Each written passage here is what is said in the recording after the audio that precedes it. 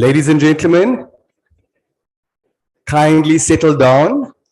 We're about to start.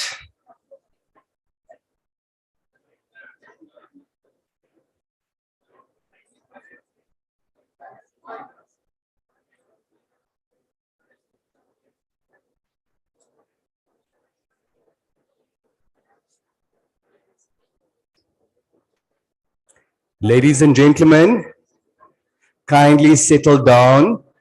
We are about to start.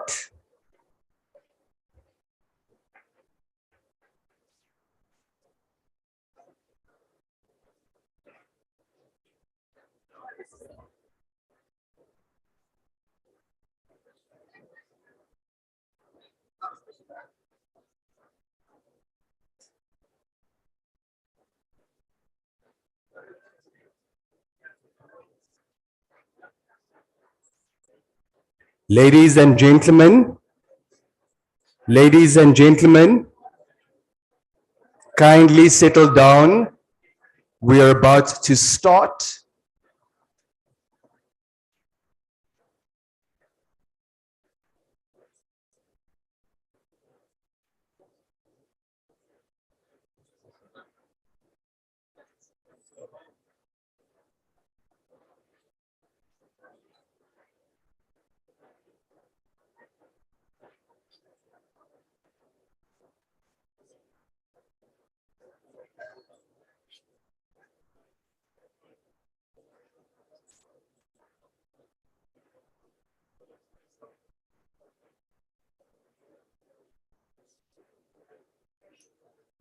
Final boarding call. Ladies and gentlemen, please sit down. We need to get moving. Please sit down. We need to get moving, ladies and gentlemen.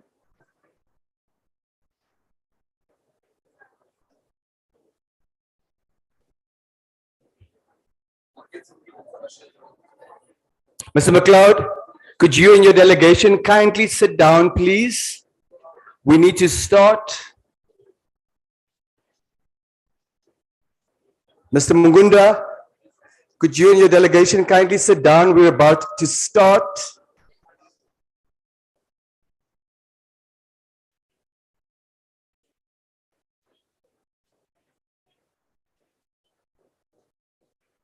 Madam Julia, could you and your delegation kindly sit down? We're about to start, please.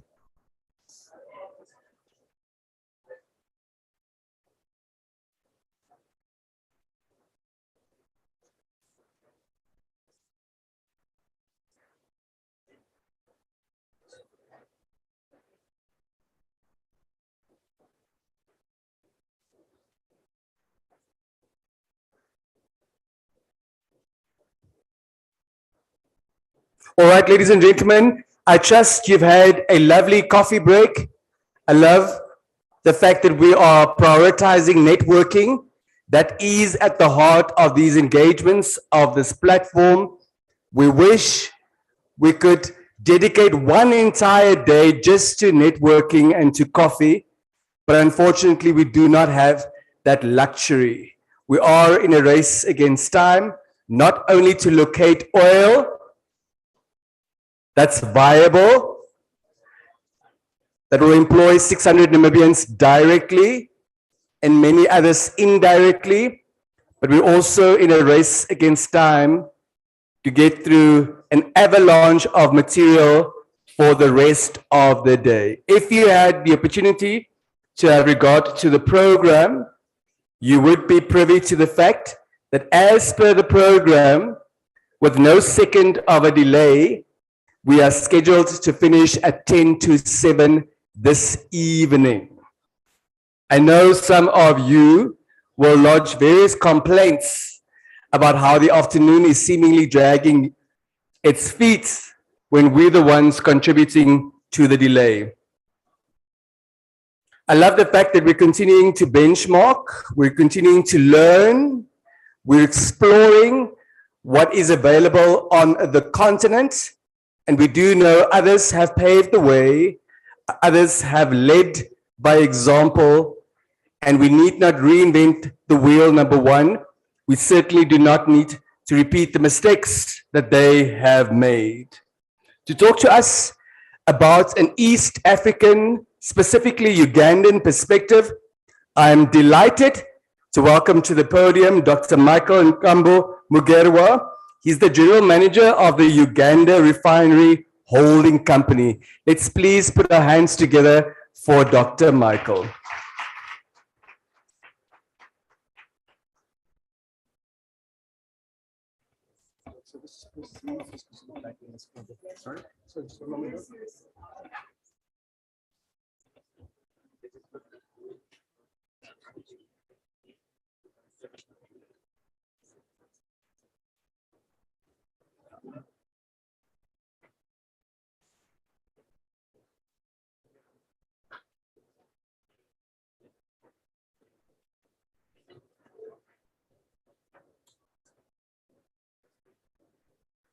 Sorry? Ladies and gentlemen, in the event that you own or drive a Toyota Legend 50 with the following registration number, lawful or otherwise, we can't vouch for that, N72NK. The likelihood of that human being being in this room is slim. Its doors and its windows are open. But the human being who's supposed to drive it, who owns it, in whose possession it is supposed to be, is not on the scene. N72NK. N72NK. Thank you very much. Sorry, Doc.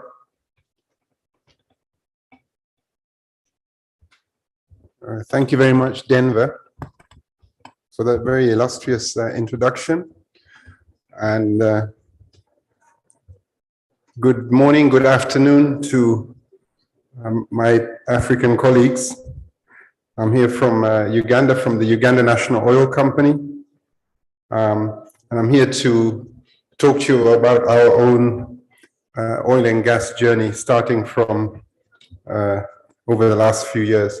I thought the first thing that would be important would be to talk a little bit about our sector governance, just because it puts it into the proper context for the balance of the presentation. Our fiscal regime, our petroleum fund, is managed by the Ministry of Finance. We have a regulator, the Petroleum Authority of Uganda, that handles all matters regulation, and that is relating to the upstream and midstream in our context. The downstream is regulated still by the Ministry of Energy, that is generally responsible for oil and gas policy, investor promotion, and all manner of licenses. Licenses in the upstream for the blocks, the oil and gas exploration blocks, as well as licensing, for example, for the refinery. And then we have the Uganda National Oil Company, and we represent the commercial and business interests of the state. And I'm here as a representative of UNOC. Yesterday, I was listening to some of the discussions from our Namibian colleagues about the need to go beyond an oil and gas policy, or at least policy. I think it was relating to national content. So I thought I'd give at least some idea of our regulatory framework. There's the National Oil and Gas Policy, which is basically the key guiding document for our sector. And out of that sprung up a number of laws. The Petroleum Act, which is relating to basically upstream, was promulgated in 2013. And then we have also the Midstream Act that was promulgated the same year. And we have, of course, the Public Finance Management Act and lots of other relevant statutes. All our regulations relating to the upstream and midstream were, as well as national content and other areas, were developed in 2016. UNOC is a private limited company, but we are 100% state-owned. We're established by an act, the the Upstream Act that I talked about earlier in 2013. We have about 9 mandates, and we've only highlighted 3 in this presentation, which is essentially handling the state's commercial interests in the petroleum subsector. We have a very keen mandate on developing in-depth expertise in the sector, not just within our company, but also outside, basically to Ugandans in general. And we're also very innovative with respect to new ventures. So we're expected by statute to develop downstream ventures, both locally and later internationally. Our board of directors is appointed by His Excellency the President of the Republic of Uganda, and the board members are approved by Parliament. The board membership is constituted by members of different professions, and that is actually also in the law. We have 2 shareholders, the Minister of Energy and Mineral Development, which controls 51% of our shareholding, and then the Minister of Finance, Planning and Economic Development that controls the other 49%. And we have 2 subsidiaries. One is the Uganda Refinery Holding Company, for whom I'm the accounting officer, responsible for refining and petrochemical related businesses. And then we have the National Pipeline Company that's responsible for pipelines, terminals, and also what we call bulk product trading.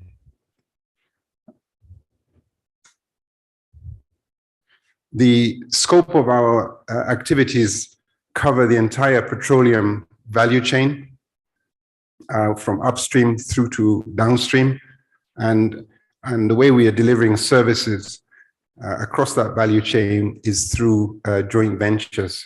So in the next slide, you'll see this is UNOC at a glance. It essentially covers all the areas that we're currently active in. Today, I'm going to talk specifically about the East African crude oil pipeline, of which we have a 15% share ownership of, and also the Kabalega Petro-Base Industrial Park, which is a roughly 3,000 hectare. Actually, it's more like a special economic zone, and at least it's evolving out to that. And that will host our refinery, but it also hosts EACOP, the East African Crude Oil Pipeline Pump Station #1.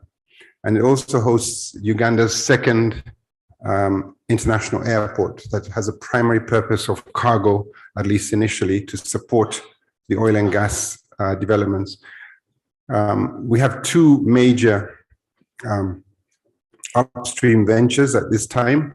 There's the Tilenga production area that is operated by Total Energies, and then we have the Kingfisher production area that is operated by CNOOC.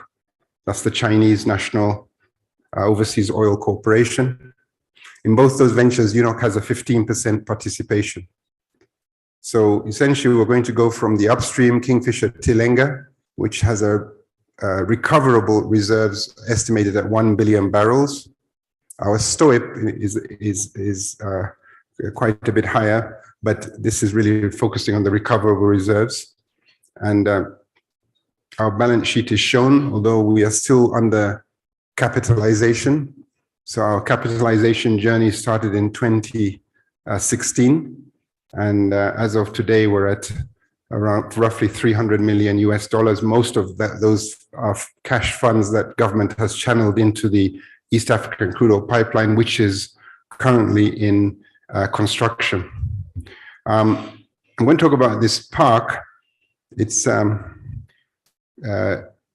essentially, as I said earlier, 3,000 hectares of land, which is on a par with many of the, or let's say several of the large industrial parks that we have on the globe.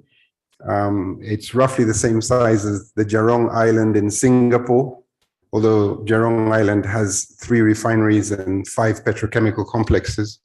And what's unique about our park is we also have an airport that runs right through the middle of it. In the northwest of the park, we have the heavy industry zone, which is essentially the refinery, petrochemicals, and fertilizer area, as well as pump station 1 for the East African crude oil pipeline. And then in the northeast of the airport, we have the light medium industry zone. Then there's commercial, and also there'll be areas there's residential areas. So there's a lot going on in here. As I mentioned earlier, we have the second international airport, which currently is focused on cargo. There will be some passenger handling capacity, but it's relatively small, something in the region of about 50 passengers per hour. It's under construction. We're at 91% complete. So the runway is complete. Really, we're working towards operationalizing that airport. We have the crude oil export hub that is also under construction, that is being managed by the ECOP company. And then we have the refinery, for which the feed is complete. We're still working on value engineering and the likes. Our environmental social impact assessment is complete, and we are funding it under what's known as a public sector-led funding plan. Originally, it was supposed to be private sector-led, but probably in the panel discussion, we'll be touching on the fact that it was very difficult to raise private capital in the current energy transition environment. It's very difficult to raise private capital for oil and gas projects on the African continent in general. And fertilizers and petrochemicals and industrial gases are all activities under feasibility. And we also plan cold chain, because we have an agro-processing component of the park that will link essentially to the airport for export of Ugandan produce. We have good infrastructure in place, high voltage power, which is shown in this picture, a road network, as well as the airport that, as I said, is currently still under construction. It's expected from a macroeconomic perspective, we've done some economic studies, that this park will contribute the region of about $5 billion a year to our national GDP. Uganda's current GDP is roughly $45 billion per annum. So this park on its own represents approximately 10% of our GDP once we get it up and running in full swing. Projection for that is somewhere around 2035, when we expect the park to be at least 90% occupied. There'll be a significant contribution to national capital formation, balance of payments, and fiscal impact. And importantly, we're seeing 35,000 job opportunities. As I should probably put in the context that we have, this area of the country was relatively underdeveloped. We had no real road infrastructure in place. So government has committed over the last probably something like 8 years, 800 kilometers of roads have been developed, costing approximately $1 billion. So that infrastructure had to go in place just to support construction of the upstream as well as midstream projects. We're going to develop this park together with a SEZ, Special Economic Zone operator that has a lot of experience. There'll actually be a South African company that we'll be working with.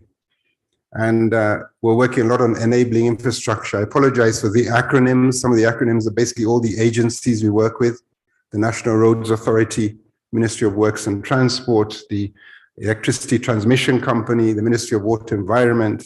Then there's also the National Information Technology Authority for all the IT activity. And we're currently in design, but also some early construction work.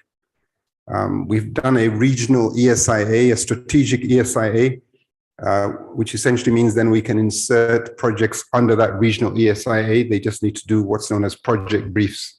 And of course, we're working to promote linkages with agriculture. Remember, Uganda, 70% of Ugandans are employed by agriculture, and it contributes roughly 25% directly to GDP. The ECOP, the East African Crude Oil Pipeline, is another project that's currently in construction. It's running from Western Uganda in Hoima, all the way to Tanga in Tanzania, 1,449 kilometers total, running through 8 regions, 24 districts. That pipeline routing had to pass and bypass some very environmentally sensitive areas. And as Uganda, we've received, and Tanzania, we received a lot of harsh criticism from activist groups around the world, particularly the developed world, who have not wanted us to develop that pipeline, but that project is moving forward. We are in a shareholding arrangement in that project. Total Energies owns 62% of the shares, UNOC, and the Tanzania Petroleum Development Corporation owns 15%. We own 15% each. And then CNOC owns 8% of that project. It's a $5 billion project. We're talking roughly about 40% share capital, 40% equity, and 60% debt. Raising that debt on the international capital markets has been very difficult, very challenging, but we have been successful, although the majority of the funding has actually come from the Chinese government for that project. There's also a heavy funding component from the Middle East, from Africa, including South Africa. And that kind of is informing our strategy with respect to how to fund the refinery, because we essentially opted to go to a public sector-led funding strategy for the refinery. Our projection is first oil in 2025. I'm talking here about pipeline integrity. Here the pipeline will be buried across its entire length. So once it's constructed and buried, the topsoil and surface vegetation will be reinstated, and people and animals will be able to pass freely across. There's been a lot of misinformation about this pipeline in terms of blocking, animal movements and so on. It only happens during construction.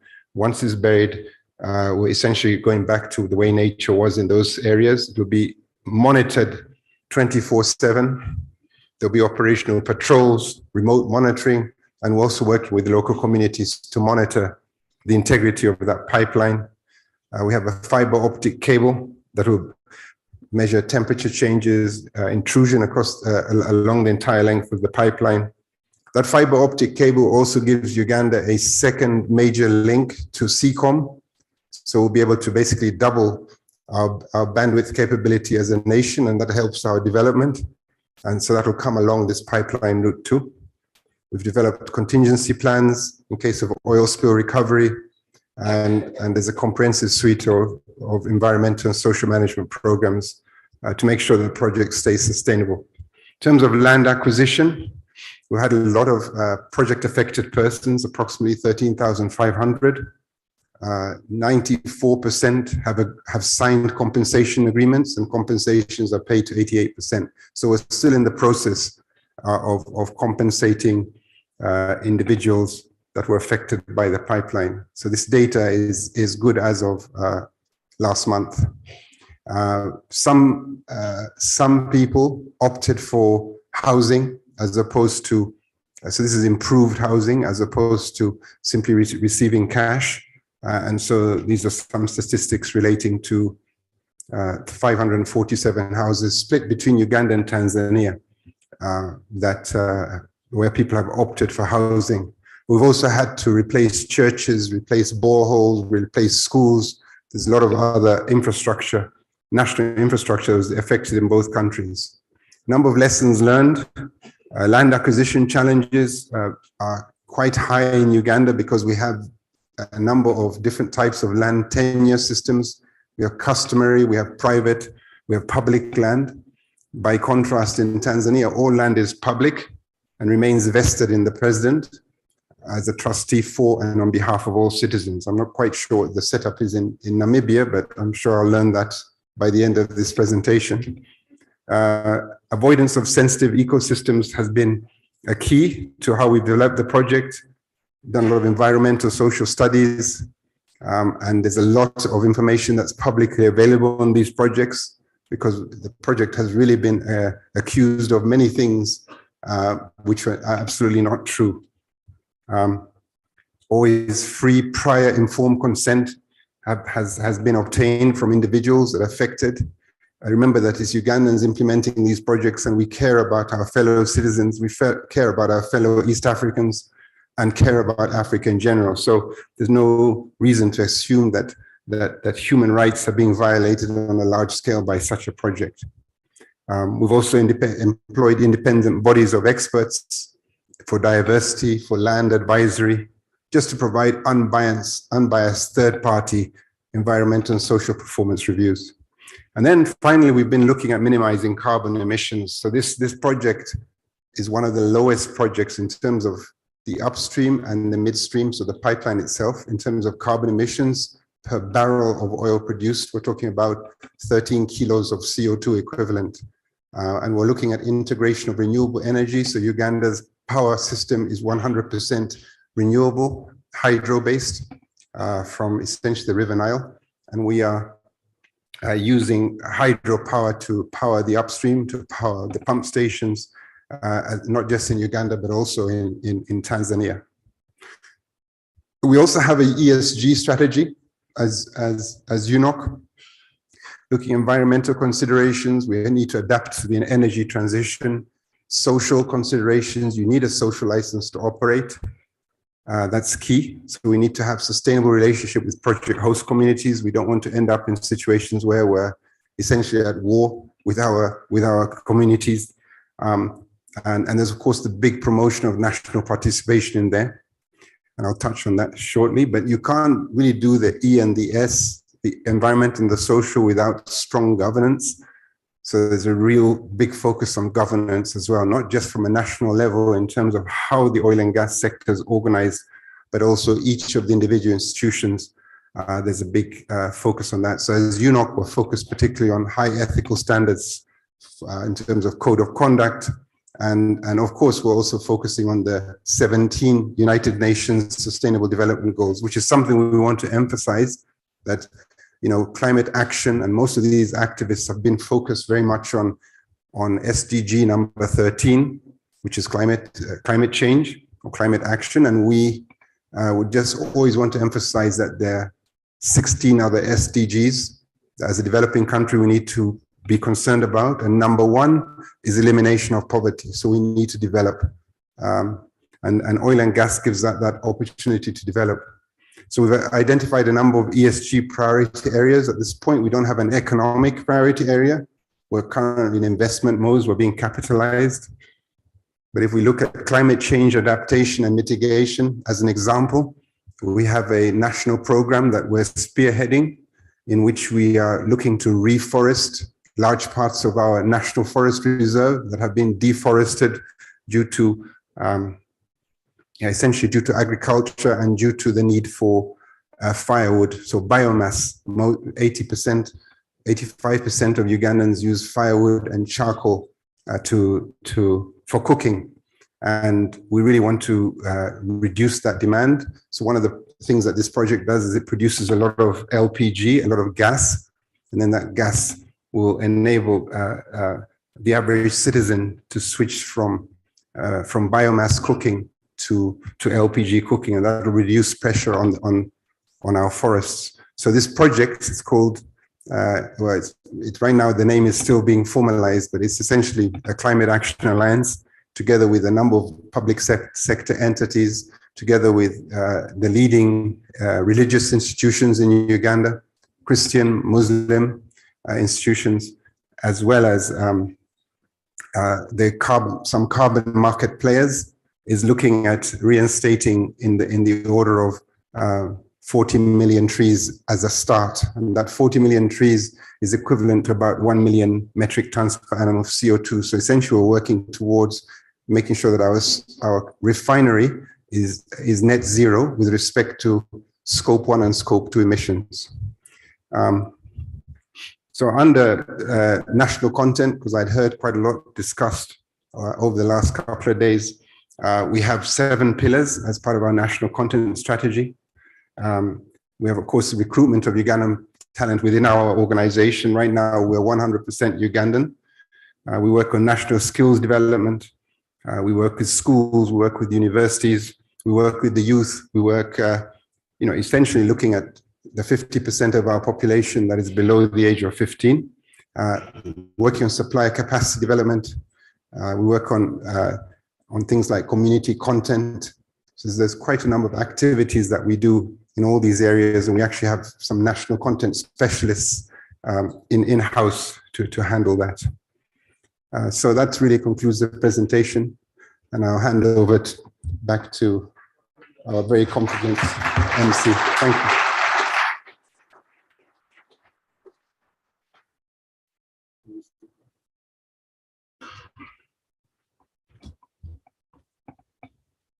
Thank you so much, Doc. Please give him another round of applause.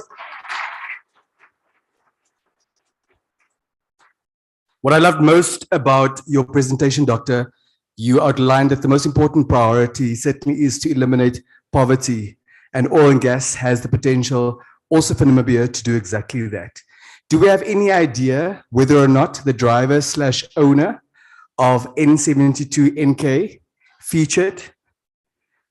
I was almost presumptuous about the gender of this human being, but we shall not be presumptuous. Do we know whether they are safe? Their property is safe? It's you, sir.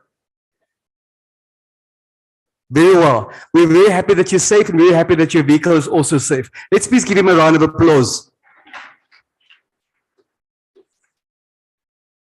Ladies and gentlemen, we have some fantastic news for you, but I will keep my cards close to my chest for now. I will keep my cards close to my chest for now, but we have some very good news to share with you in a bit. This gentleman, apart from perhaps Mr. Shivikwa from the Walvis Bay Corridor Group, the two of them are convinced about the potential that Namibia has to become a logistics hub on the African continent. Perhaps the mayor of Walvis Bay would also concur. Let me not be presumptuous, but I've got no doubts about both Mr. Shivikwa and the following gentleman. To help us understand what is it that we need in terms of local infrastructure as we pursue this lucrative oil and gas industry, specifically focusing on our port capacity, certainly also on our roads, but also serviced housing and associated services. Ladies and gentlemen, I'd like to invite you to please put your hands together for Mr. Andrew Kanime. He's the Chief Executive Officer of the Namibia Ports Authority. He traveled 2 days all the way from Walvis Bay to be here. He deserves a bigger round of applause, please.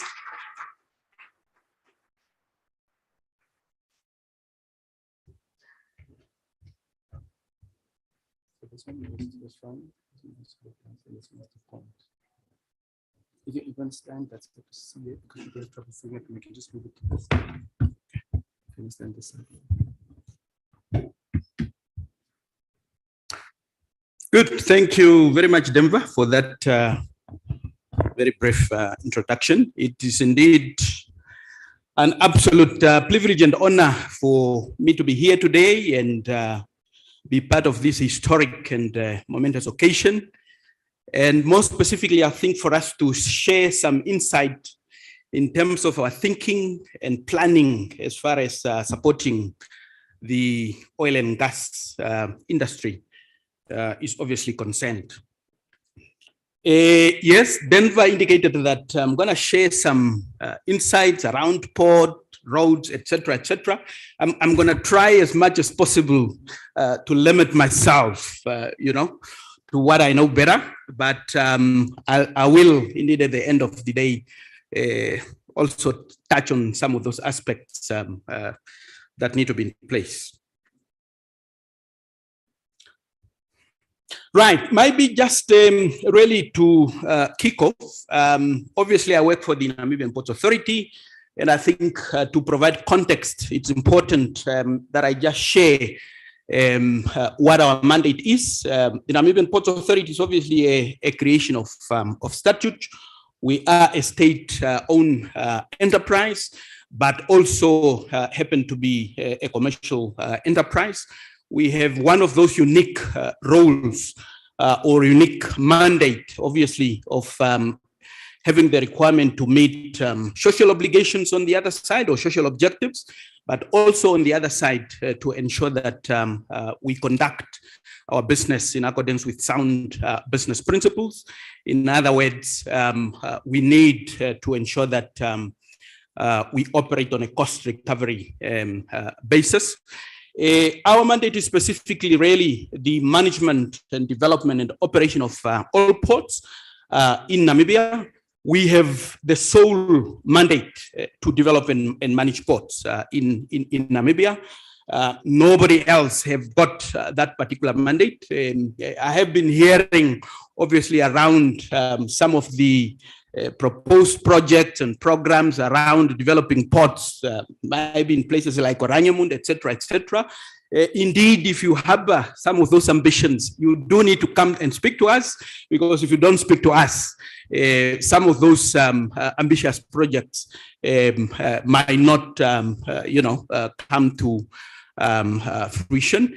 As I said, it's a unique mandate that we have. Specifically, our responsibility is really to ensure that we provide cost-effective port services. We need to ensure that whatever it is that we charge for imports and exports of cargo into and out of Namibia, it is done cost effectively.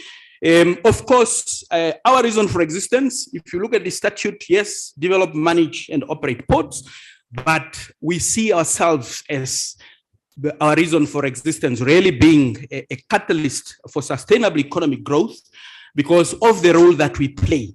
You can talk about any industry in Namibia. If it's to get off the ground, the port absolutely has a critical role to play. And such is the case as well, as far as the oil and gas industry is concerned.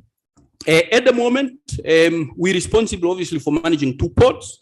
That's a port of Walvis Bay, which is on the central west coast of Namibia, and then the port of Lutretz, which is on the southern part of the country.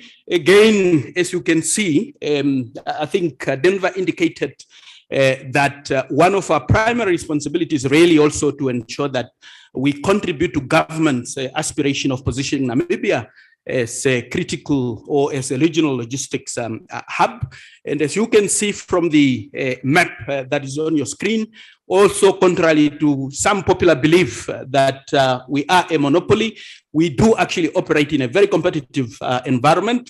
Namibia, we've got a population of 2.5 million people, and we are quite ambitious. And as part of our role also to contribute to regional economic growth, we also target the hinterland market as a key target market. But for that, we compete with all other ports, obviously in the neighboring countries. Now, how do we fit into the picture as far as the oil and gas is concerned? I think to really summarize it in one word, we see ourselves as Namibia's gateway to the oil fields. Put simply, nothing and nothing can potentially happen in the on the offshore oil fields if it doesn't actually go through the ports. That's why we see ourselves as the gateway to the oil fields. Now, I have just given you some of the examples there, some of the offshore operations. I'm not like an expert in that particular space, but I've just given you an example of some of the typical offshore operations, that we support, obviously, from our two ports, both the ports of Walvis Bay and the port of Ludrex, all supplies that are actually required at the oil fields must get there, obviously, through our ports. We need to ensure that we have sufficient quayside capacity for berthing PSVs and OSVs and so on, and also for the transfer of both personnel and equipment that are actually required at the offshore oil fields. Also for onshore operations, it's also critical to ensure that the various supplies that are required at the offshore operations must close as far as possible, or must be as close as possible to the port. And for that, we have a responsibility of ensuring that we put up appropriate supply base within the port to ensure seamless transfer and movement of materials, equipment, and personnel, obviously, from onshore to the offshore fields. Now, what are some of the infrastructure requirements really? Because it's easier said, obviously, than done to say everything that need to get to the oil fields must go through the ports. Those are some of the requirements, or those are some of the infrastructure that obviously need to be in place for us to be able to appropriately support the oil fields.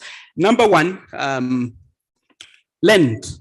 Space, obviously, within the port. It is indicated that just to support, for example, a medium-sized offshore operation, you need at least 5 to 10 hectares of land. And judging from the potential of this particular industry, where we have multiple players in the exploring the sector at the moment, that requirement can be anything really up to 100,000 or 100 hectares or even 200 hectares, but it's really dependent on the development of the industry. Quayside capacity is another one, obviously, for berthing PSVs and OSVs. Those are your vessels really that transfer or carry all the required supplies from onshore to the oil fields. And for them to come alongside in the port, you need to ensure that obviously you have quayside capacity. And for that particular one, for example, one PSV would require a berth length of about 110 meters. And again, the magnitude of the industry or the development in the industry would actually determine the actual berth length that we might require. You can imagine if you have got maybe 4 operators, and if all of them move to development, you will need dedicated berthing space for all these PSVs and OSVs. So 110 is for one. But depending on the number of operators and the stages of development that they are actually in, that might be more. Also, berth depth, obviously, for PSVs, water depth of anything between 5 to 8 meters is what is actually required. But for your larger vessels, such as your pipe-lying vessel, that water depth can be anything up to 14 meters and so on. Also, additional requirements, we need to ensure that we have specialized handling and lifting equipment to be able to handle equipment and materials that is actually required on the offshore vessels. Land space, we require warehouses, and the list obviously goes on. That is really just an example of an infrastructure requirements from obviously a port perspective. Now, what is our state of readiness as far as the two Namibian ports are concerned? I've given you just a high level indication of really how ready we are at the moment. If you look at the exploration and the appraisal phase, which is really the phase that the industry is in at the moment, we are saying between the Port of Walvis Bay and the Port of Lüderitz, we do have sufficient capacity to support that particular phase, both in the short term and in the long term. But if the industry were to move to development phase, we are saying between the two ports, we might not necessarily have actually sufficient capacity. So short term, the indicator there is orange, which says for us to be able to appropriately support the oil and gas industry, if it moves to development phase, we do need to make some investment into additional infrastructure for us to be able to support that. That is why you see longer term, the indicator is green if we manage to do the required investments. And I'll take you in a bit into some details in terms of what our planning is. Production phase, that one we are saying it's really a non-issue, because as you would know, obviously the scale of activities would usually scale up during development phase, but with production, the activities are obviously expected to scale down. So suffice to say, Port of Walvis Bay, exploration and appraisal phase, good to go, but development phase, there is a requirement to make some investment. Now, just additional details as far as the Port of Walvis Bay is concerned. It has got, the Port of Walvis Bay is basically three sections. You see on your left-hand side or the left-hand side of the screen, that's what we call the south port. In the middle, we've got what we call a fishing harbor. And then on the far right, we've got what we call the north port. I indicated earlier that exploration and appraisal phase that we are able to support, and that we are actually supporting from the south port. But long term, there is then a need for us to develop additional infrastructure at the north port. This is again just zooming specifically into the short-term solution that we have at the moment within the port of Walvis Bay. Earlier, I indicated that we need to provide quayside capacity for berthing of PSVs and so on. And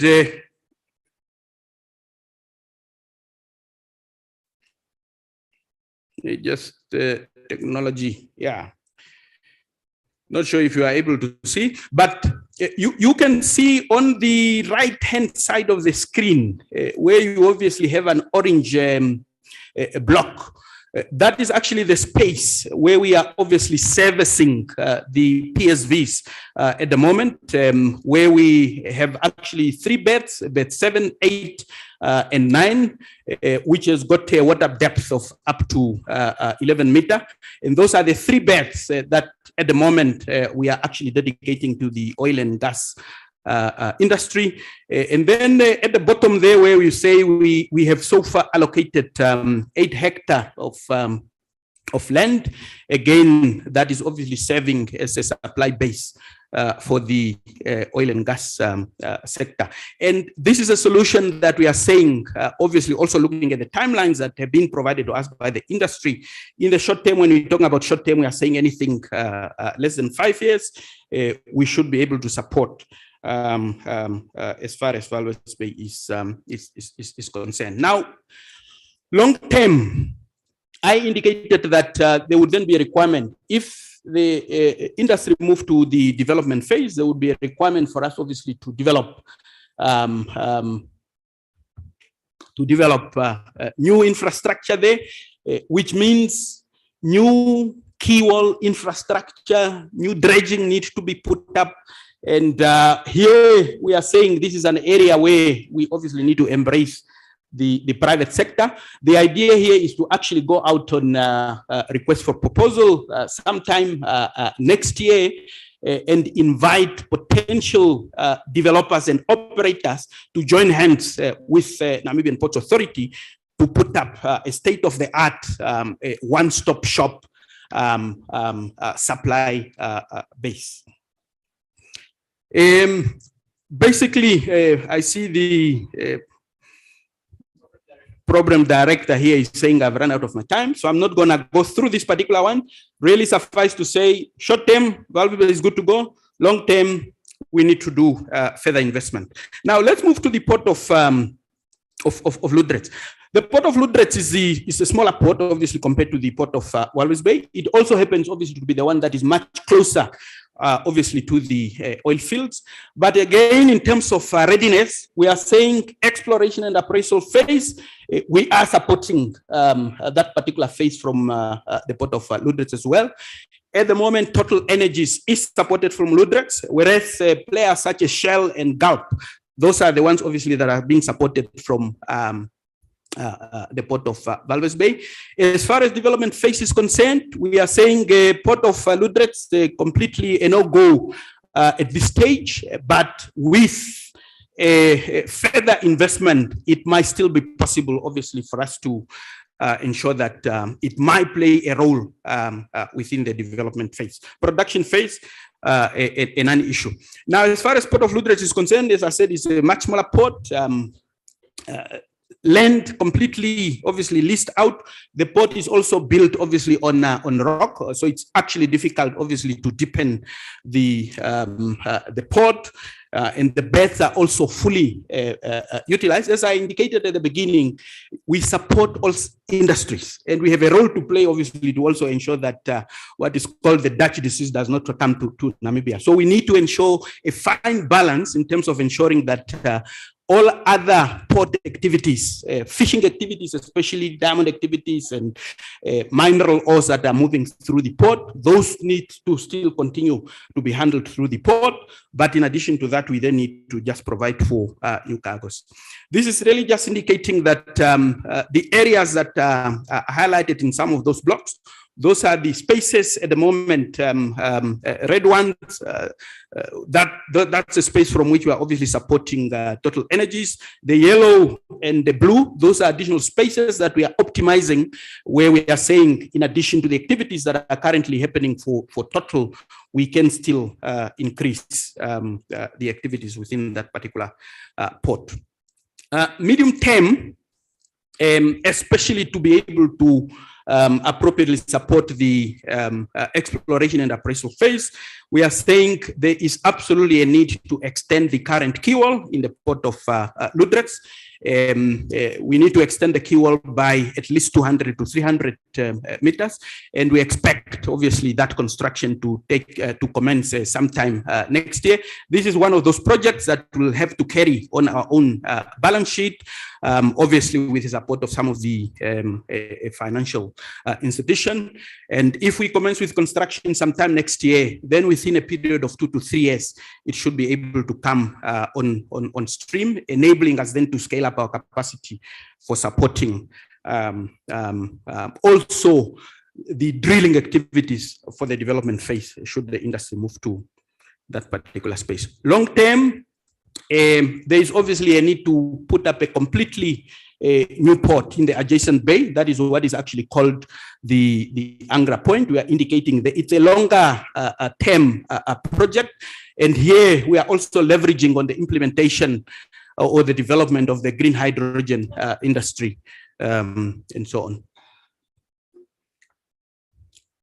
Yeah, financing, I did touch on this one where I said extension of the quay wall in Port of Lüderitz, blended financing there, likely to be carried on our own balance sheet.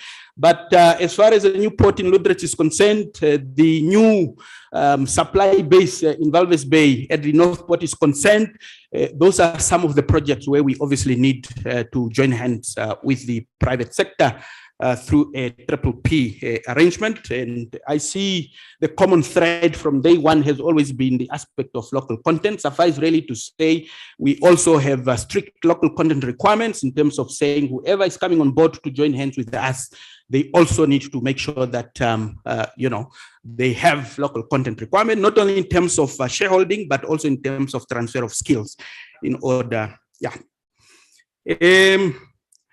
Maybe let's move other infrastructure requirements. In fact, one of the reasons, especially why we are saying that the Port of Walvis Bay might be more appropriately positioned to support, especially the development phase, is basically because most of the supporting industries are non-existent in Lüderitz, but they do exist in Walvis Bay, although they obviously need to be scaled up, especially the engineering services industry. It does not exist in Lüderitz, but in Walvis Bay does exist.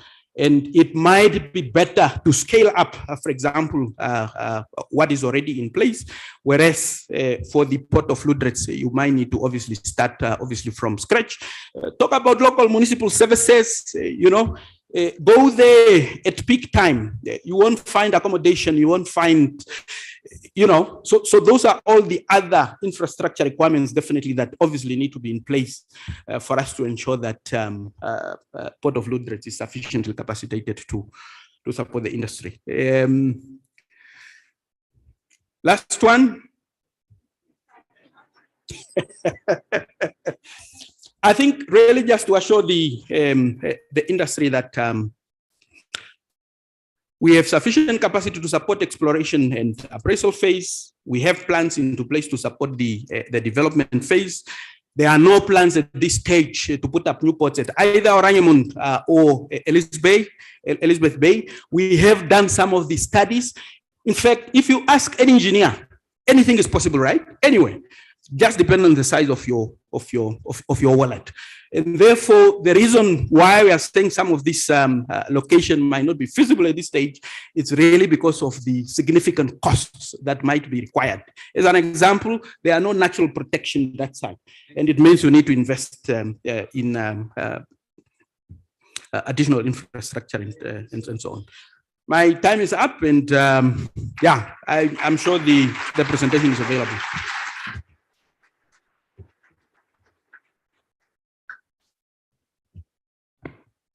Please give Mr. Kanime another round of applause.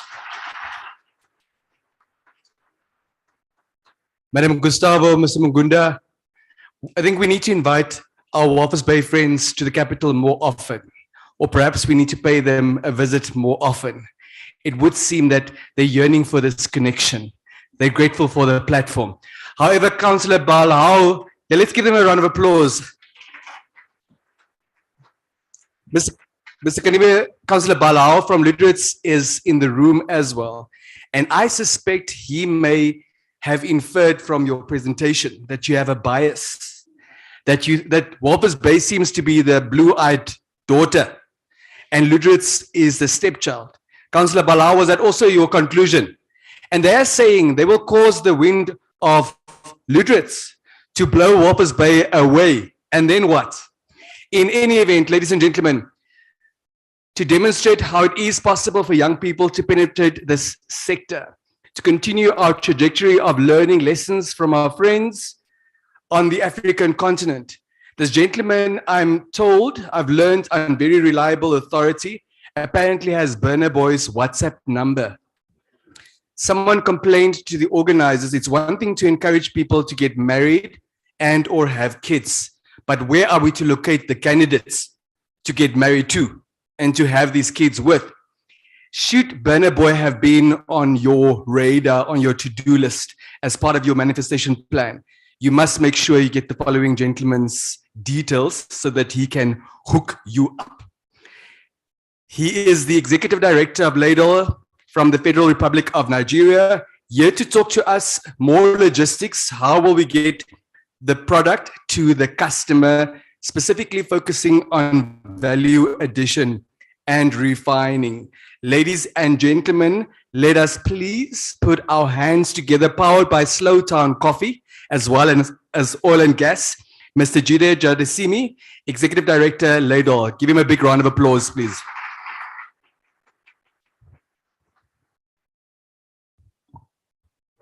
Thank you. Which one's forward? Perfect. Thank you very much.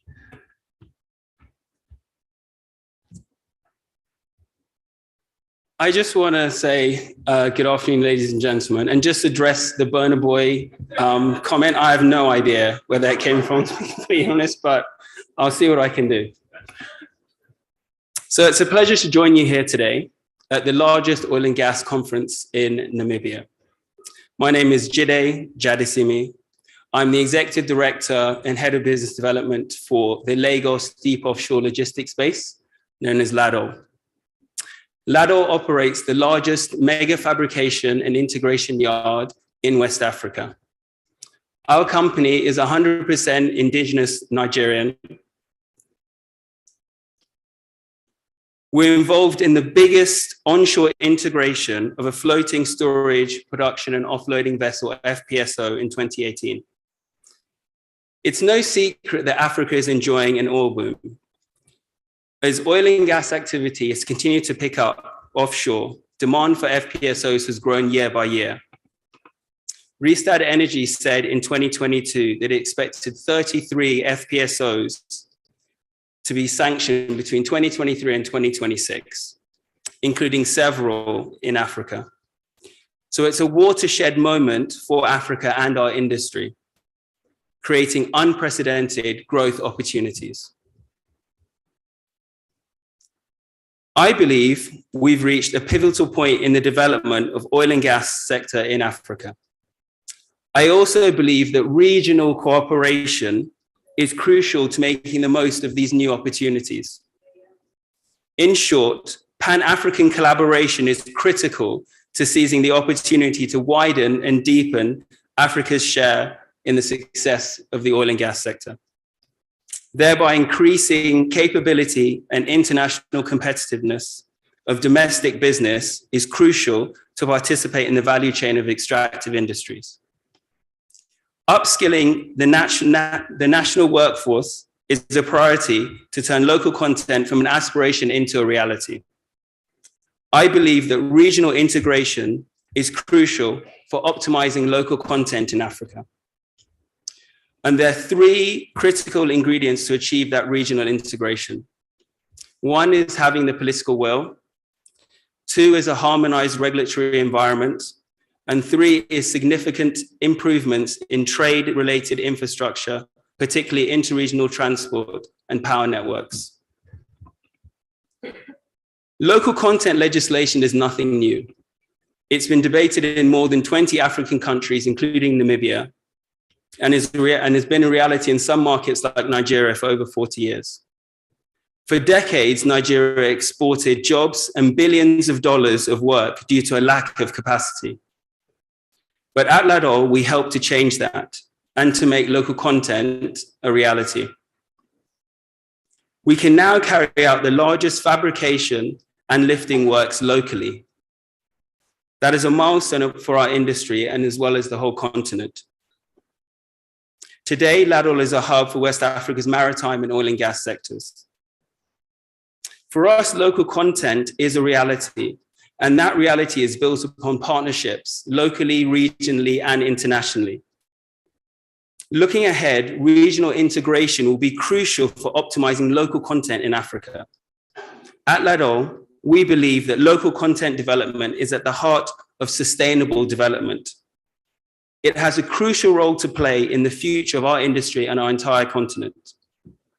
And today, I'd like to take the opportunity to share with you our story. For those of you that do not know us well, let me introduce you to LADO in greater depth. Our company supports the oil and gas and maritime sectors as well as other industries. Over the past decade, $500 million has been invested into the industrial free zone transforming it into Nigeria's only fully integrated onshore logistics space. We're in Apapa port. We have 500 direct employees. The average age of our workforce is 35. In total, more than 1,500 Nigerians work at Ladol, from welders to steel technicians to engineers and more. I'm here today because our company is passionate about equipping future generations with the skills they need to succeed. We believe that investing in training facilities and research and development not only has the power to boost local content, it has the power to shape our industry sustainably for the future. There is no better example of this than Ladol's fabrication and integration yard. It's already a hub for West Africa's maritime and oil and gas industry, and it is where 6 topside modules were fabricated for the Total Egina FPSO. It was the largest scale onshore integration of topside modules on an FPSO ever in Africa. It started in August 2015 and involved over 1,000 Nigerian welders who did 9,500 tons of topside fabrication in the Ladol fabrication yard. The integration of what is one of the biggest FPSOs in the world began in January 2018 and was completed in August 2018. Work that was once sent abroad was done in Nigeria by Nigerians, increasing opportunity for indigenous enterprises and communities. Across Africa, especially in Namibia, I see countless opportunities to follow suit. We have a unique opportunity to channel our continent's oil and gas resources into wealth, jobs, skills, and shared prosperity. Local content is at the heart of that opportunity. Experience shows that without the skills and capacities of local businesses, indigenous oil and gas firms miss out on opportunities. We all know that the oil price is inconstant. It's a major disruptor for both international and national oil companies, as well as governments across the African continent. What is constant is the need for sustainable development, for investment in jobs and skills, and for sustainable cost reduction that benefits countries, communities, and citizens across Africa. Africa's future strength and stability hinges on being sustainable. Investing in skills, training, and jobs is not just a commitment to local content, it's a commitment to doing business sustainably, profitably, and responsibly. At Ladol, our vision is to create an upskilling academy in Lagos. It's not only going to be a leading vocational training hub for Nigeria, but a leading vocational training hub across Africa. We're planning to open the academy's first campus in Q1 2024. We aim to train 2,000 Nigerians per year by 2026 with an initial investment of $1.5 million. The true question is not whether local supply chains matter. The question is how to make supply chains a sustainable reality. Firstly, local supply chains need to be aligned with a broader national development objective. For local supply chains to be sustainable, a long-term, end-to-end localization approach must be followed throughout the exploration cycle up to decommissioning. Secondly, local supply chains need to benefit all parties. Governments have tended to impose policies without the right engagement, which potentially undermines the participation and compliance of foreign companies. To be successful, all stakeholders need to be actively engaged in developing a national framework for local content, thereby allowing all parties to benefit. All negotiations and processes should be open and transparent. It's all about engagement and managing expectations. Thirdly, we must strive to optimize and not maximize local supply chains, and that way the benefit can be shared by all. In conclusion, and I'm glad I reached this stage without being chaperoned, of course, I'm nearly done. Increasing the capability and international competitiveness of domestic business in Namibia is crucial to participate in the value chain of extractive industries. Upskilling the national workforce is an absolute priority. Regional cooperation is crucial to making the most of all of these new opportunities that abound here in Namibia. To recap, there are three crucial ingredients to achieving regional integration, starting with political will, a harmonized regulatory environment, significant improvements in trade infrastructure, particularly inter-regional transport and power networks. The opportunities are there for Africa. Pan-African collaboration is critical to seizing the opportunity to widen and deepen Africa's share in the success story of oil and gas. And in closing, sorry, so I was nearly being clapped off stage. In closing, I would say as a true passionate Pan-Africanist, it's a true pleasure to be here. And I think that African nations investing in each other, working with our international partners, is the way that we can all move forward and grow a larger pie for everyone to take part in. Thank you very much.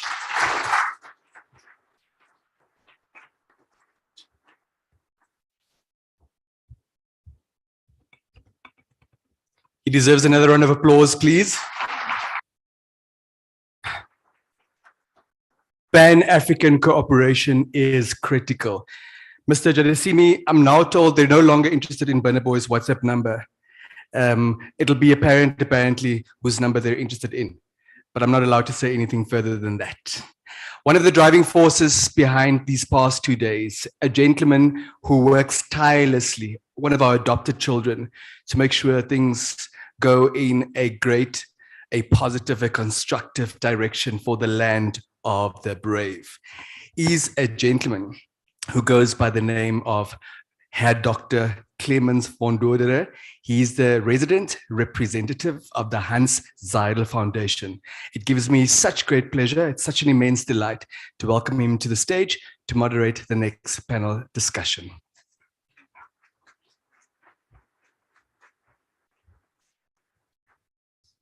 Good afternoon, ladies and gentlemen.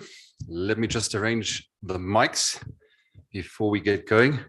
And so we have one more panelist actually missing on stage. And of course, you know, we're not going to achieve gender balance here right now, but nevertheless, we will have a wonderful lady on stage now, Miss Kandali Yambo. She's the executive for MSB at NamPower here in Namibia. And if you want to know more about her, of course, there is on the website of the Oil and Gas Conference, each of the speakers, panelists, moderators, actually their profile is loaded up there. So you can also find out about her. In her case, I can tell you she's a seasoned professional and has a robust understanding of the regional local electricity supply industry. And given that the gentleman actually had a chance to speak already to you, I would like to now open the floor to her. But before I do so, I would actually like to put forward a disclaimer. Because as you know, or some of you might know at least, the Hans Zeidel Foundation is not necessarily a player in the oil and gas industry, nor do I have personally a background in the oil and gas industry. But nevertheless, I think infrastructure is something which is key and should interest all of us. And that's why I'm happy actually to moderate this session now. So we'll be focusing on prioritizing strategic infrastructure and, well, with wasting no time further, I would like to now hand over to you, Kandali, to actually share a few thoughts from your end as a electricity utility representative. What are, for you, key aspects around infrastructure and other resources for now? Okay, thank you. Thank you so much. As the moderator have indicated, I'm Kandali Yambo. I'm the executive for Modified Single Buyer at NamPower. Modified Single Buyer being the division that is responsible for buying and selling electricity, whether it's in the country or in conjunction with other countries or utilities in the region, in the SADC region. So I think the question is, how is NamPower fitting in this whole mix of things? What is NamPower doing in oil and gas industry? So I'm going to cover a few points as part of my introduction. And that is basically that we, as the gas and oil industry, as NamPower, and as the country that we're striving to be self-sufficient in terms of electricity supply, as you might know that we import most of our electricity from neighboring countries, close to 60% or even more, depending on how Ruakan, our hydropower plant, actually performed that year.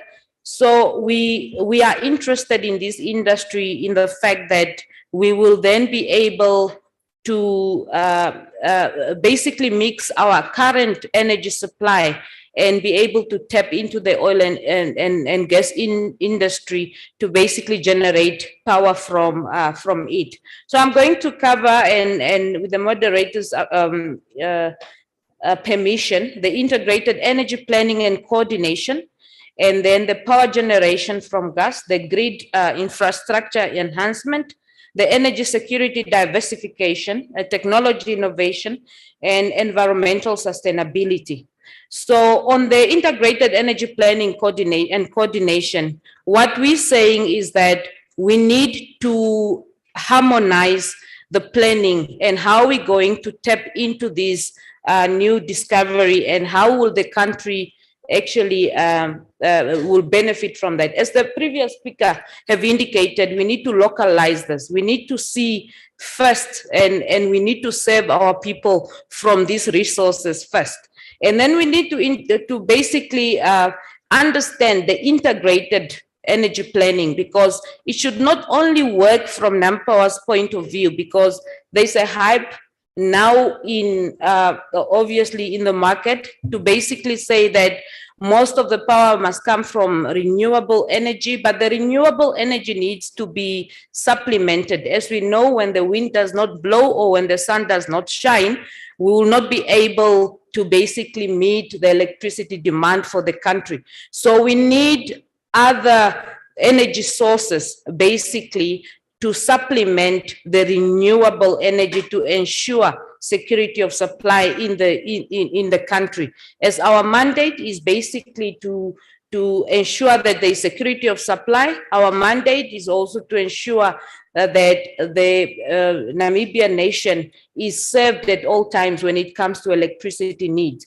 So we do not need in this sector, we do not need to basically work in silos. We need to coordinate, collaborate all the relevant stakeholders, and to basically see how will the nation then, how we can generate power from this oil and gas to basically supply the country. So we also know that there are talks of carbon credits in terms of how will this not then work against what we want to strive to be all green country. But then we know the oil and gas, if you generate power from oil and gas, is actually regarded as actually less, it provides less pollution compared to the traditional or conventional fossil fuels. So there is a benefit, and then we need to actually, as a country, we need to get around the table and discuss as to how we can then basically integrate generation from oil and gas to actually bring the tariff down.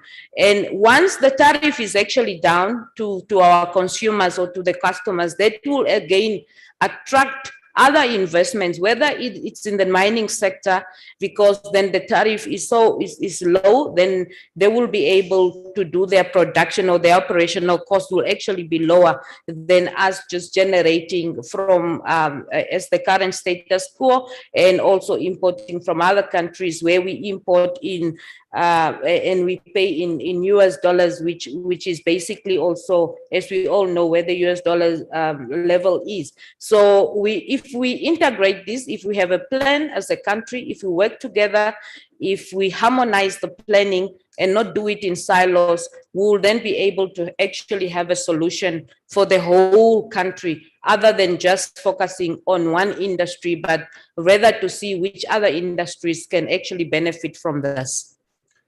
Thank you very much. Please, a round of applause for her. Thank you. I would like to now move to Michael, actually, our first speaker of the session. Before we actually engaged here in this session, we spoke with each other, and he also shared with me that, and he shared it also as part of his presentation, that financing those activities, the pipeline, and also the Kabalaga industrial park, he was facing challenges to implement that. So looking at all what, all those developments Namibia has in the pipeline, what would you recommend the relevant players, whether that is NamPower, NAMCOR, and NAMPORT, what would you advise, what would you tell them what to focus on to make sure that you get a wide variety of institutional investors to come on board to mitigate the risks, obviously, of the costing of financing? That's a very broad question, considering I've only been in Namibia 24 hours. So the first thing is, before a doctor can diagnose, you need to understand what the problem is. But I'll just talk generally.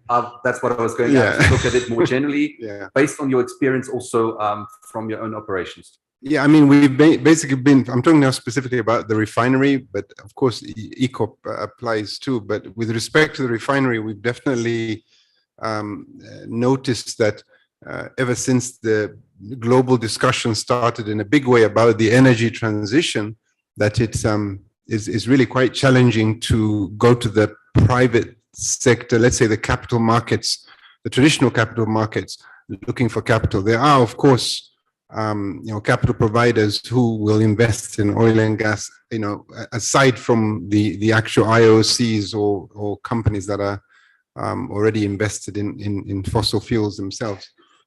But what we're thinking now is that there's also a general reset taking place, because we've been talking about the energy transition, but in reality, there's also the issue of energy security.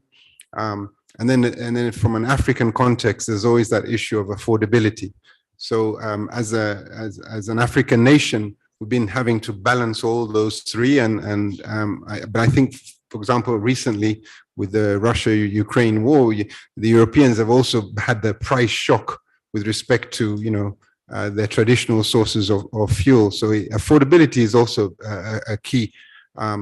I think the other aspect is also about the reality in terms of, we're trying as developing nations, we're still trying to ensure access to the vast majority of our population to the grid, or at least to significant sources of power, over and above solar panels on the roof, charging, mobile phones and lights. We really want proper grid access. So there's an issue of energy access for all. There's an issue of converting people from biomass to gas, and eventually to clean cooking with electricity.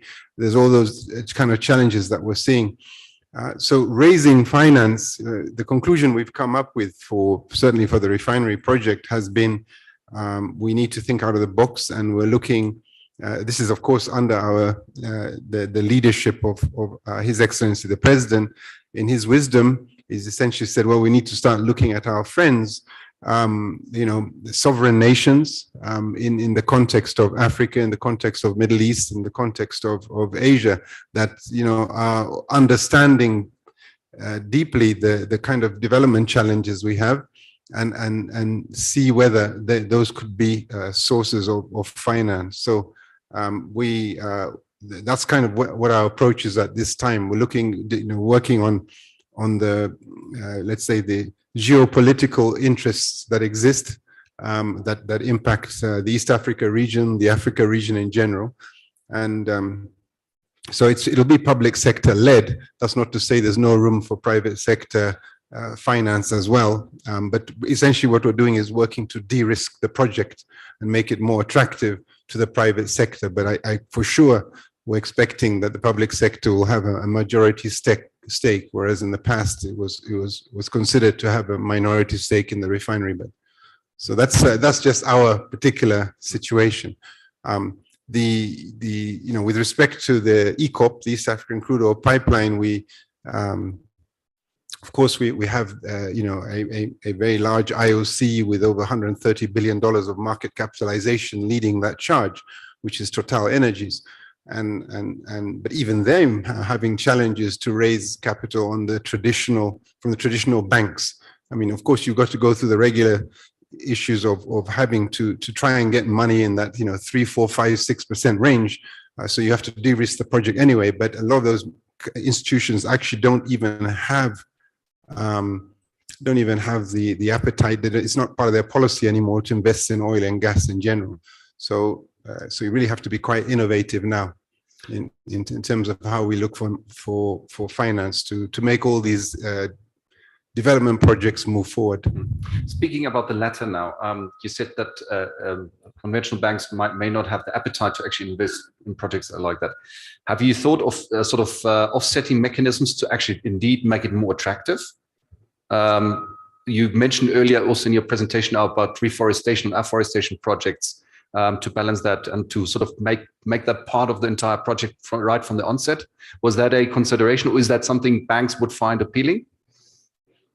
Tick a box, but it won't necessarily change the fact that, for example, to get World Bank support or to get IFC support for a project, to provide project guarantees when these institutions are saying we will not invest, will not support any projects that involve coal, will not support any projects that involve oil. We will now redefine gas as green. So we'll now start to look at, gas projects when there's no other alternative. But, you've got to look what's behind the banks as well. And if you don't have that kind of support, by the way, I'm not a bank, I'm just an engineer, simple engineer. but I mean, certainly more than that. And given also the projects you're dealing with are certainly more than just an engineering problem. So that's why I thought I'd ask you those kind of questions, because I think they're also crucial for the development of Namibia after all, to get the funding. And we've learned this also from our colleague from Namport, that at the end of the day, also financing from the outside will be necessary. And obviously, we're talking about an industry to be developed here, which indeed is not necessarily all fashionable with everybody anymore. So the question is, how do you go about this? So that's why I've asked you that question. I just want to raise one more thing, and that is from a regional perspective, we're very focused on value addition. I mean, right now, the EACOP project, we kind of reluctantly agreed to do that because we did not want to export our crude oil resources. We wanted to be able to add value in country, create jobs, develop all the industries that would serve value addition, so refining, petrochemicals, fertilizers, our farmers, our fertilizer, because we're 1,300, 1,400 kilometers from the coast, it's really very expensive to import anything, even petroleum products. So really, these projects make a lot of economic sense for a developing nation like us. But to agree, to have agreement from the IOCs to invest in the upstream, they needed to have a quick return, and that was why we agreed to the East African Crude Oil Pipeline. But that's kind of the challenges we're facing. Thank you very much. Before I turn to our Namibian colleagues, I would like to actually also place the focus to our Nigerian friend. Thank you once again also for your elaborate presentation. And when I was looking at your presentation, we saw those two images of a green landscape, a swamp, and then we saw the industrial side.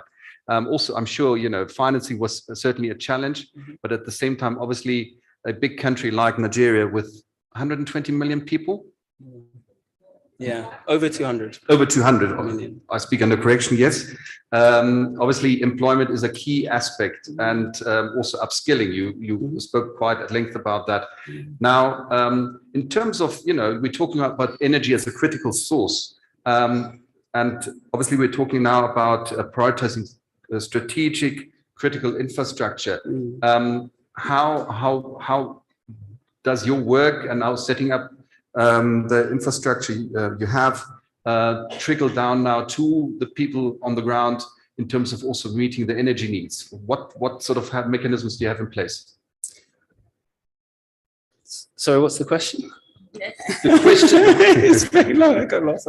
No, but I mean, we were talking about refineries and Yes, other okay. projects, gas, energy systems. Yeah. How do you get also energy to the remote people who somehow also have a share in that resource, because obviously it's owned by the people? Okay. So our focus and our investment is principally in the industrial free zone. So it's a 140-hectare island in Apapa port, and we actually started development in the early 2000s. In essence, it was a swamp, as you saw from the images. And just to touch on the investment piece, I mean, so ours is 100% private funding.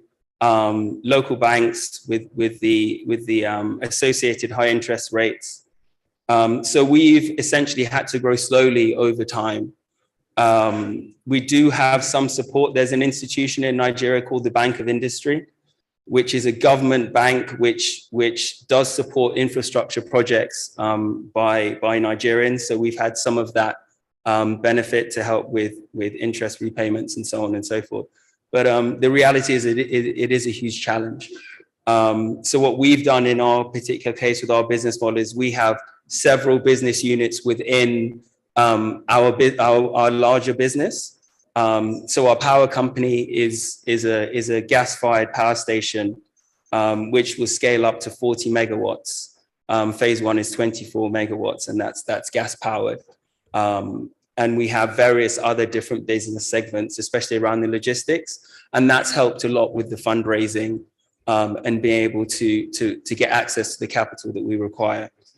So I think it's really about being innovative and always thinking outside the box is what I would say to kind of fund the growth.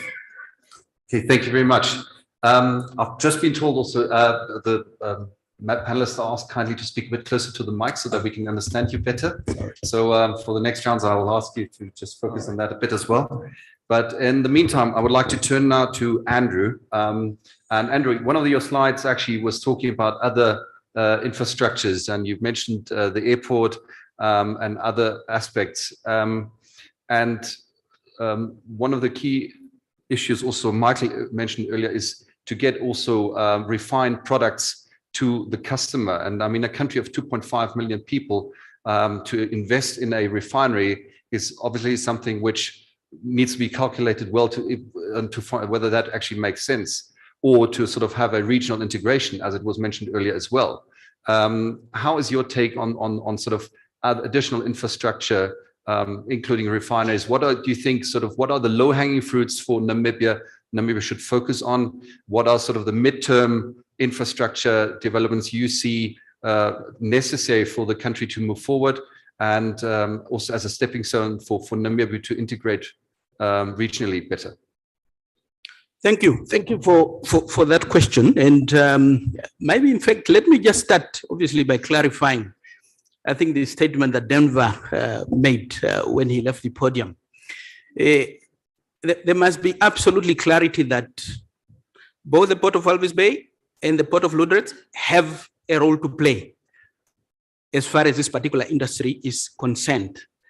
Now, if we are to talk about accelerated development, for example, of oil fields, it is one thing to start from scratch. It's another to scale up some of the industries that are actually already in existence. So I don't want us to live here with the view that it's only the Port of Walvis Bay, obviously, that is being prioritized, but that we are actually looking at both two ports. And to your question, usually, especially our local entrepreneurs, when we are now talking about this particular industry, we are probably only zooming into the specifics of the industry. But if you look at some of the areas where I said there are new industries that need to be established as far as Ludrecht is concerned, those are the opportunities actually that the local entrepreneurs actually need to start looking at. If you look at the hospitality industry, for example, I spoke about accommodation, I spoke about the retail sector.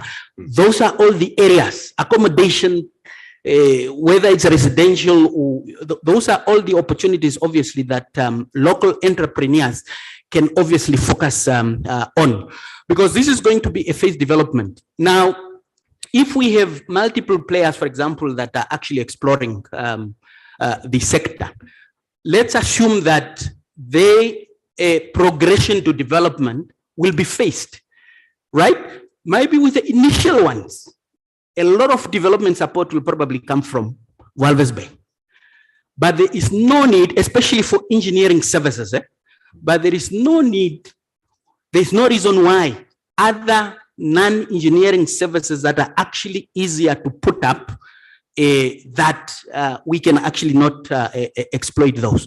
Now, you talk about possible investment in the refineries. I think that is a space that I'm not properly qualified to speak about. But in my personal views, from the experiences out there, in my presentation, I indicated that we expect especially activities probably to scale up during development and scale down during the production phase. It's very highly unlikely that as a country, we would probably be putting up a refinery purely because of the economics and nothing else. But yes, it's a good sign and initiative, I think, from the Namibian government, where we are looking at the possibility of partnering with Angola to ensure that we put up some of those refineries and so on. Which means, for example, once we get to production, assuming that there is no refinery that is actually built either on shore, in all likelihood, some of that crude oil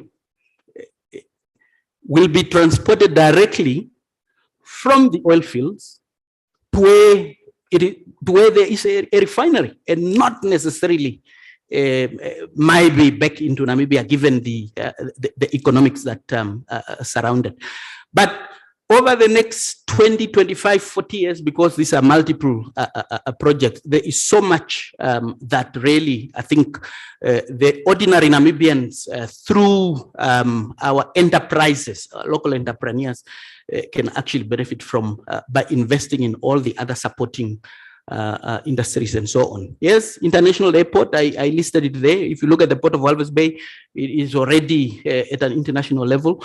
Once you get to development, especially, there'll be increased activities in terms of the number of expats probably that obviously need to come to work in the oil fields. But those are also the opportunities that there is no reason why we can't actually look at possibility of upgrading the airport facilities in Ludrecht. So we really need to we need to look at the business case for the various industry. But in my perspective, there are several low-hanging fruits that are not necessarily directly in the oil and gas sector specifically, but in the supporting industries that we need to embrace. Thank you very much. Yeah, obviously those low-hanging fruits obviously would benefit not only the oil and gas industry, but also other industries. And in the earlier session about upskilling and skills development, we were talking also about sort of the integration of different perspectives, and that sort of development plans need to sort of focus not only on specific silos, but sort of integrate that. And so with that, I come over to you, Kandali. With regards to those low-hanging fruits and those critical infrastructures to be developed, we also obviously will see a risk of Dutch disease or the resource curse, in terms of that all people will then run, or money will be put to certain infrastructure to support one industry, then jeopardizing other sectors. How do you think also would affect NamPower as an organization? Would that also other utilities in the countries would be impacted through that, because of that? Thank you for that question.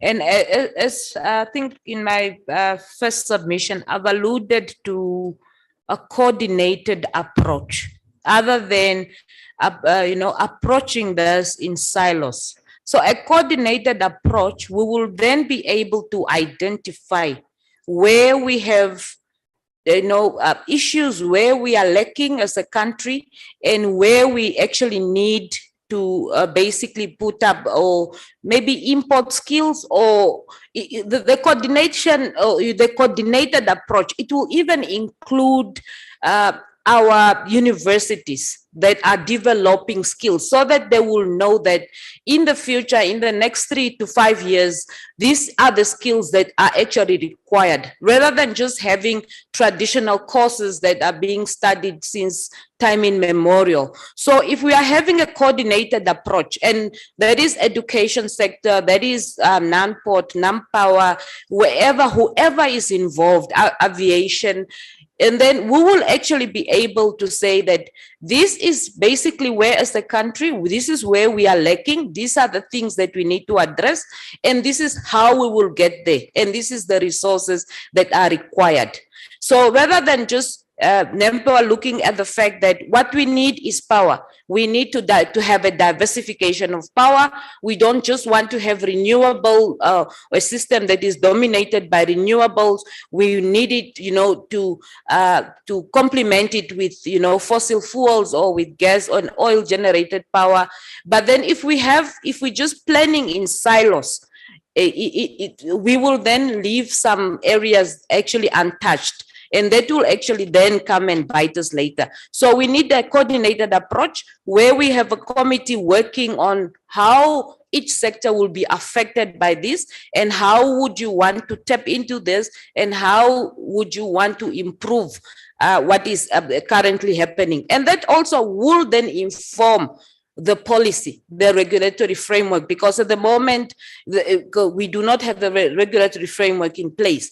So once we have that coordinated approach, we will then have an opportunity and to make an informed decision as to how we would want, our policy pertaining to this new discovery, how we would actually want it, to be crafted.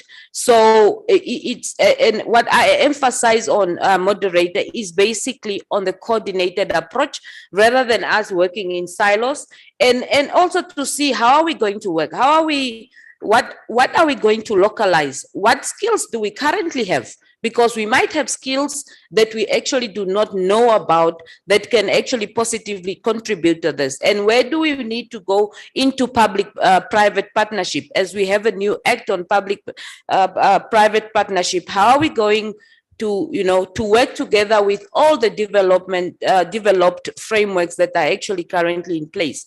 So it's a coordinated approach, and basically that will actually be able to get us there, so that we make sure that we cross all the T's and we dot all the I's, going forward. Thank you very much. Now, as I can see, people are starting to get a bit edgy. It's lunchtime, I know. So we'll come to do now a closing round with a short statement. So each of you have 1 minute to, again, maybe a few thoughts on prioritizing strategic infrastructure. If there's anything you haven't shared with us just yet. And I would like to start again from the very left, from our point of view, moving on then to the very right. So Michael, the floor is yours.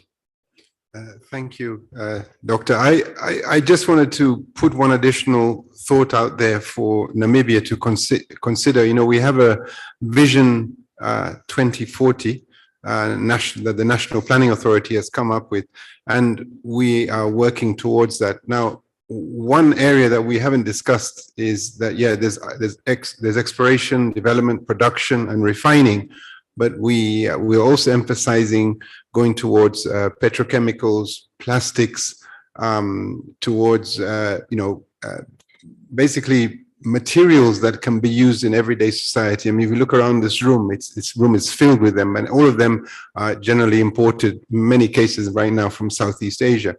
But all of those produce jobs, all of those industries produce jobs and generate livelihoods and lift incomes in the countries where where they're produced. So I think we should also look one step further, and one of the innovations that's coming out, for example, out of Saudi Arabia, are what they call, crude to chemicals, where essentially 70 to 80% of the barrel no longer has to pass through a refinery to produce petroleum products, but for transportation, but they go straight to chemicals that we can use in our everyday lives. And so I think that's another area that needs to be considered in your national planning effort. Thank you very much. I think that's a very important hint also for us here, and maybe to focus on or look at that as well. Over to you, Andrew, please. Thank you. I just wanted to get back to the issue of obviously investment into the required infrastructure. In as much as I shared our plans in terms of investing into additional infrastructure, I might just highlight that those are actually aligned to industry timelines, realizing that obviously we are in a catch-22 situation. As we need to ensure that we invest in infrastructure ahead of demand, but at the same time, they also need for there to be a business case. And therefore, the plans are not necessarily cast in stone, and we'll continue, obviously, to consult with industry, and especially those that perhaps that's where the whole element also of risk-taking come into play. In as much as the industry might not come out explicitly clear that this is the day or these are the timelines by which we're actually going to reach FID, we have to take some conscious decisions and risk to make those investments. And I invite, obviously, the private sector to join us in that particular hand. And maybe lastly, I think on the issue of integrated planning, I think it's absolutely critical. And yes, we can talk about putting up a new port, for example, at the port of Lüderitz. But if the local municipal council does not have sufficient capacity as far as local municipal services is concerned, there's probably a need for reticulation systems for the various utilities network to be upgraded. That automatically also means relevant government institutions in terms of increased medical facilities, capacity for medical facilities, schools, et cetera, et cetera. I think one cannot, overemphasize, but I think those of us that are in leadership position, especially within the public sector, we probably need to take that lead in order to create that conducive environment, I think, for the private sector to actually come in and exploit those opportunities that are there. Thank you very much. Over to Nigeria. Jai, please. Thanks. The floor is yours. Yeah, I just actually want to pick up on two things that my panelists said. So firstly, I think the regulatory environment is critical to really incentivize investment and for private sector to take the risk that you're talking about. It's critical to have that. And certainly in Nigeria, we suffered from a lack of that in terms of there was a petroleum industry bill that took a long time to get passed. And we lost billions of dollars of investment from companies because there wasn't that clarity in terms of encouraging them to invest. So that's certainly one thing I'd pick up on. And also something, just to add to what Ms. Iyambo said, in terms of the upskilling and the training, a key component is also to engage with the businesses and the companies that are actually requiring these skills, and to make sure that there's that alignment between what we're training these young people to do and what is required by the various industries and sectors. And I'll pause there because you gave me 1 minute. So thank you. Thank you. Last but not least. Yes, I actually just want to talk on, I think in our discussions, I think at many times we actually focus more on investors. and then we actually forget the end user. Because in all, and especially in the electricity sector, what we're trying to say is that we want to make electricity as affordable as possible. And it has to be reliable and it has to be accessible. So that is the trilemma that we actually facing in the industry. And I think the opportunity as such, where we can have a diversified energy mix, we will then be able to come close to basically achieve all those three aspects of the trilemma, which is affordability, reliability, and accessibility. So that is basically what we need to strive to, and that should not only apply to the electricity sector, but to many sectors where the consumers are involved, because at the end of the day, we also need not only to attract investors on the upstream, if I can put it that way, but also in the investors to actually choose Namibia as an investment hub where they can actually come and put up and set up their businesses.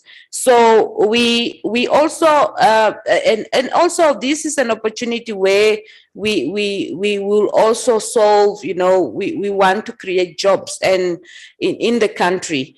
And that is basically an opportunity that we have for basically local content and to empower our local people and also to employ for employment opportunities. So as well as on technology and innovation, because with us, it could be that if we are sharing information as different industries, we will then be able to see what way we can learn from each other than reinventing the wheel. And I think information sharing is critical. And as I've emphasized on before, Doctor, is that we need to have a harmonized planning and going forward to basically ensure that we have covered all aspects required. So for us, we as the electricity sector, we would want to tap into this. We would actually want to have a diversified electricity mix or energy mix so that we ensure affordable and secured and accessible electricity to our people. Thank you. Thank you very much. Let's put the hands together. So, big thank you to you, Mr. Yambo. Thank you to you, Mr. Jadisimi. Is that correctly pronounced? I hope. And then Mr. Kanime, and last but not least, Dr. Michael Mugerwa. Thank you very much. Put your hands together for the panel. And with that, we, I think, close the morning session. And but I hand over to our problem manager. No, moderator, and thank you very much for your attention.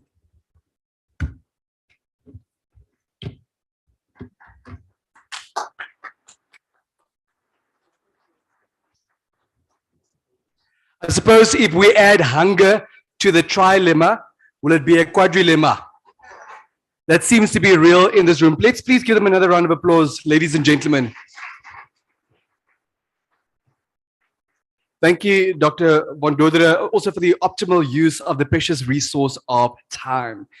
Ladies and gentlemen, I do know that we are overwhelmed. We're certainly hungry or food insecure. Is that the politically correct term? And we need some stretching and we need some engagement. That time of the day has arrived. Does anyone remember the arrangements in as far as it relates to yesterday? It's important that you don't get up and go because you will miss something and you will come ask. But if you deem yourself to be a dignitary, a speaker, a moderator, a panelist, an exhibitor, a sponsor, you exit on my left, on your right. For the rest of us, we exit on my right and on your left. We reconvening at 3:45. Many of us have heard, have wondered, have speculated about Recon Africa. They have been mentioned yesterday and to an extent this morning.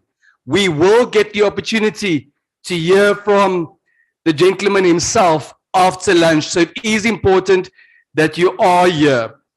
I'd like to call to the stage very briefly the country manager of South African Airways, Madame Wilhelmine Kanjo, as well as South African Airways' brand ambassador, Madame Delish Matthews, to announce who scooped those business tickets. You're very welcome to leave. In the event that you're not here when your name is called, you will immediately forfeit your tickets. So you're more than welcome to head to lunch in the meantime, if that is a more important priority. Thank you so much. You are all amazing. Wilhelmine, it's over to you.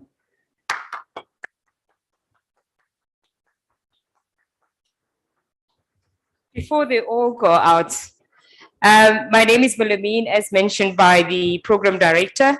And on my left, I have Delish Matthews as our brand influencer for SA Namibia.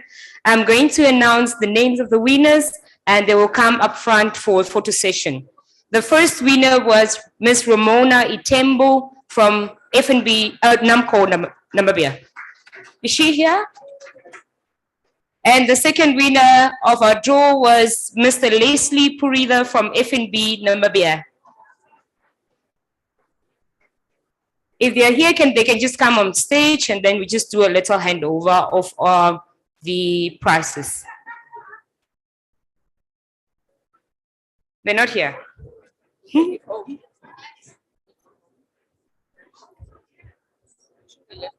Ms. Ramona Itembu and Mr. Leslie Purida from FNB Namibia. Oh, he's here. Yes.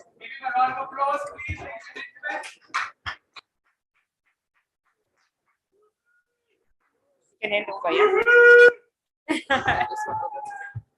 Congratulations. Some pictures there. Take pictures there. Yeah.